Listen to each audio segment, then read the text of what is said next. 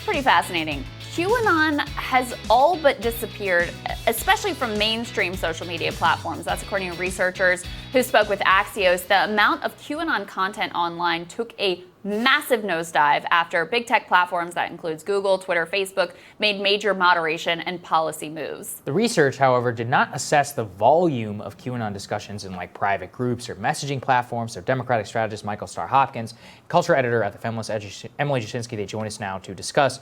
Emily, I think there are two parts to the story here. One is that people need to realize deplatforming actually does work, which in my opinion makes it scarier. It used to be with a discussion of like, oh, well, if you remove them, then, you know, they'll just all congregate somewhere else. No, like it's pretty clear here that a deplatforming does work, and that means it's actually even more powerful than some people insinuated from the beginning. But the second is that QAnon, it turns out, just like petered out completely, basically after like January 7th, and that all of the, hand-wringing around terrorism and all of that, none of it came to be true. Zero.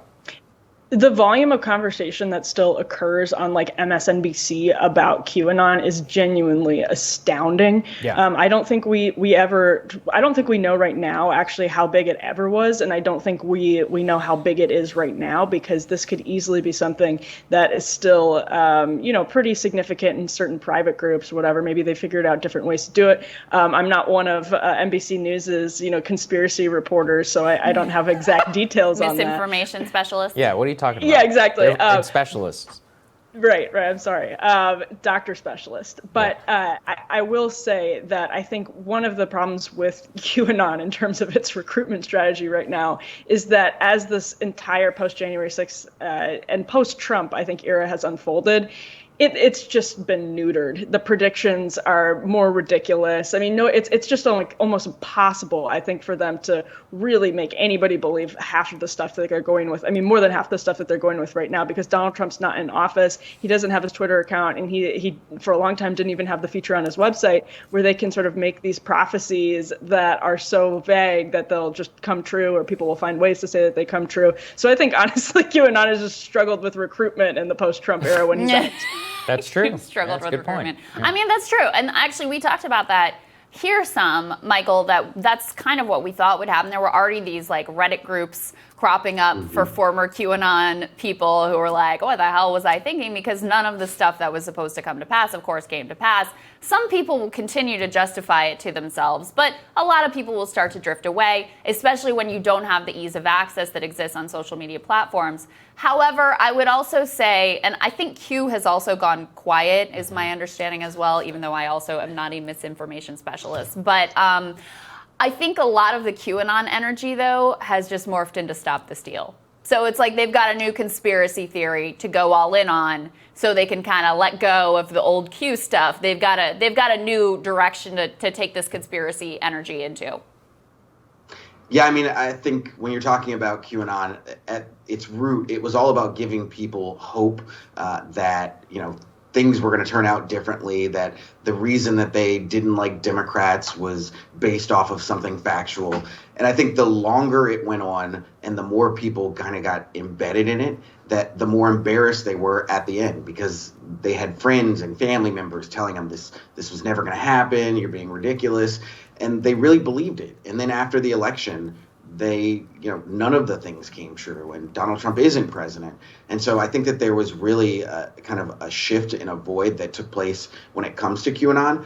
But I think we've really got to be careful looking forward what's going to go on, because yes, QAnon isn't as powerful or kind of as prevalent as it was prior to January 6th. But I think that there is this undercurrent going on. And I think it started around 9/11 when, people engaged in the 9/11 conspiracy theories, and it's just continued on. And I really kind of worry about where the country goes in terms of conspiracy theories and the media's ability to manipulate those. Yeah. Well, and your comment there is nonpartisan, Emily. I mean, the 9/11 conspiracy theorists were as likely to be on the left as on the right. What are some of the conditions that you think that exist in society that make people want to reach for these grand explanations to help them make sense of the world and give them hope or make them feel like they're part of something, that they have this special insight or knowledge?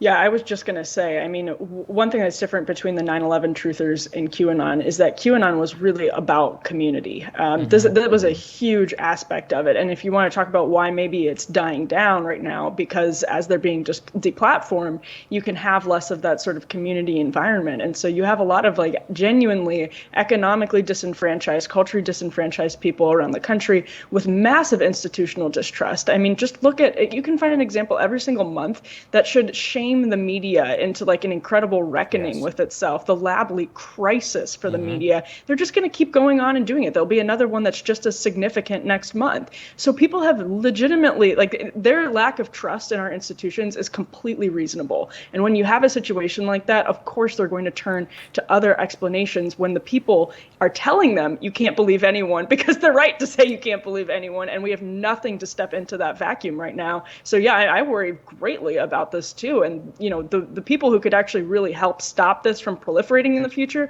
would be the people who continue to spout conspiracy theories and like literal fake news in the media, but we don't seem to be approaching that at all. Michael, I saw a big controversy on elite media circles when Bernie Sanders, I believe, was asked about QAnon. He's like, look, I understand it. These are people who've lost so much. They don't trust the media. Basically what Emily just said. And got a lot of pushback, being like, how dare you say that these aren't, you know, like virulent, racist, white supremacist, blah, blah, blah.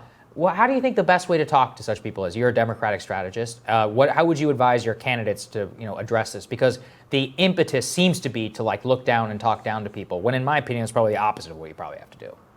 Yeah, I mean, the natural inclination is to talk down to QAnon supporters. But I think you're right. I think the way you engage with people who were believing in QAnon was to meet them at their level and really try to restore trust. Because I think Emily was 100% right on that. The real connection with QAnon was that people didn't feel part of anything. They didn't feel like they could trust anyone. And so they wanted to find what they thought to be a more honest and straightforward kind of explanation for why things are the way they are. And so I think as we get out of the Trump era, hopefully, even though it doesn't look like that's going to happen, we really have to be more intentional with how we talk about things, with making sure that we've really done the research and really just being more transparent. I think the more transparency we have, at least hopefully, the more we can all start to repair that trust deficit. I think you're right. One of the craziest things I heard once was I used to dream of a post-religious America. And I thought it would turn into an enlightened place. And instead, we just got QAnon.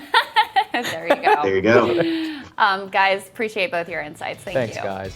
Thanks, guys. Take care, guys. All right. Coming up, Richard Hanania. He's with us when Rising returns.